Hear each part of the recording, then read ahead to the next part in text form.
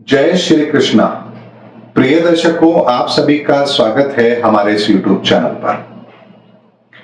दर्शकों, जब पहला वर्ल्ड वॉर हुआ था और उस वर्ल्ड वॉर के बाद में जो देश जीते थे उन्होंने कुछ व्यवस्थाओं को स्थापित किया था और जो हारने वाले देश थे उन्हें उसकी कीमत अवश्य चुकानी पड़ी थी। सेकेंड वर्ल्ड वॉर में भी ऐसा हुआ था। तो क्या तीसरा वर्ल्ड वॉर जब होगा तो क्या उसके बाद में कुछ विशेष परिस्थिति का जन्म होगा? आज का वीडियो मैं इसी टॉपिक पर आप लोगों को दे रहा हूं। दर्शकों, तीसरे विश्व युद्ध के बाद अर्थात 2025 से 2027 के मध्य में जब पूरे विश्व के अंदर सैन्य कार्रवाइयां अपनी चरम सीमा पर होंगी, उसके पश्चात ये दुनिया एक नई शासन व्यवस्था को जन्म अवश्य देगी। और ऐसा क्यों होगा और इसका क्या प्रमाण है, इसको भी मैं आप लोगों को स्पष्ट जरूर करता हूं।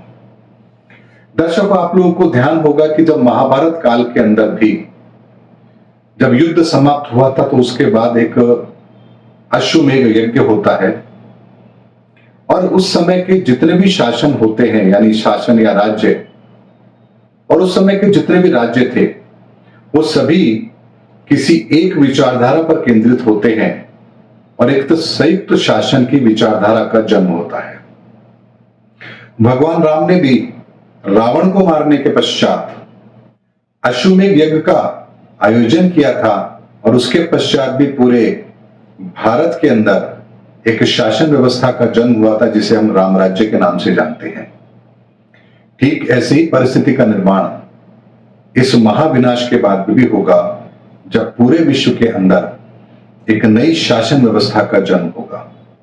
और ऐसा इसलिए भी होना चाहिए क्योंकि वर्तमान के अंदर हमें लगता है कि डेमोक्रेसी है, लोकतंत्र है, लेकिन क्या वास्तव में लोकतंत्र है?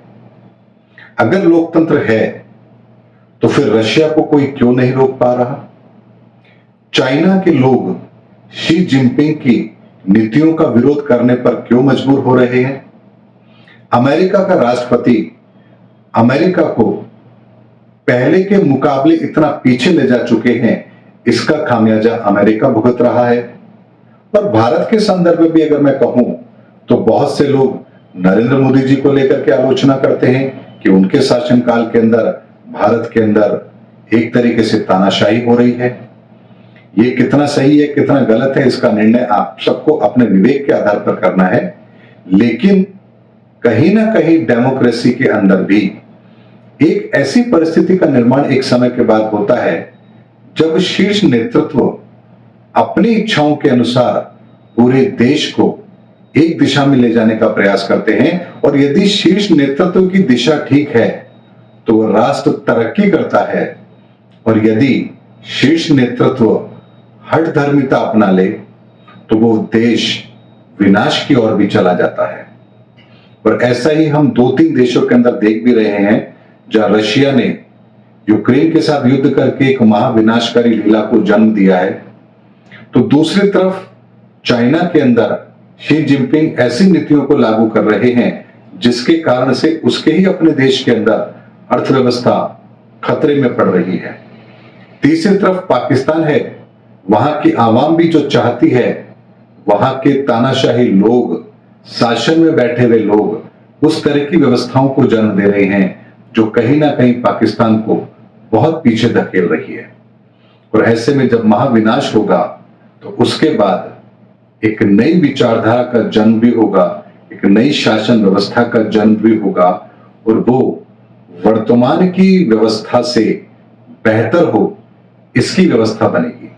और इसीलिए बहुत से लोग ये कहते भी हैं कि आने वाले समय में वन वर्ल्ड ऑर्डर होगा, अर्थात ये पूरा विश्व एक विचारधारा से चलेगा, एक इकोनॉमी होगी, एक ही तरह का पूरा न्याय तंत्र होगा।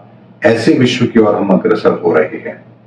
और भविष्यवाणिका की यदि मैं बात करूं तो वो भी कुछ ऐसा ही संकेत देती है कि आने वाले समय के अंदर पूरे विश्व के अंदर एक नई शासन व्यवस्था का जन्म होगा और जिसे कल्कि अवतार के द्वारा स्थापित किया जाएगा। अब आने वाले समय के अंदर ये कैसे होता है, किस तरह से होता है, कौन करेगा, कैसे करेगा, क्या व्यवस्थाएं होंगी, ये भविष्य बताएगा। लेकिन वर्तमान के सारे कारण, उनके परिणाम इसी ओर इशारा कर रहे हैं कि अब पूरे विश्व के अंदर एक नई शासन व्यवस्था का जन्म हो। इसकी व्यवस्था वर्तमान का गोचर अवश्य कर रहा है और देखना यह है कि आने वाली व्यवस्था दुनिया को कितना बेहतर शासन दे पाएगी, ये भी हमें देखना रहेगा। और आने वाला समय तो बहुत इंटरेस्टिंग है, इसीलिए अगले 4 से 5 सालों में हम इस पूरे विश्व के अंदर बहुत कुछ घटता हुआ देखेंगे और जिसे हमें दृष्टा बनकर के देखना है। उम्मीद करता हूं दर्शकों मेरा वीडियो आपको जरूर अच्छा लगा होगा। अगले वीडियो में आपसे फिर भेंट होगी, तब तक हमारे चैनल पर बने रहिए। जय हिंद, जय भारत।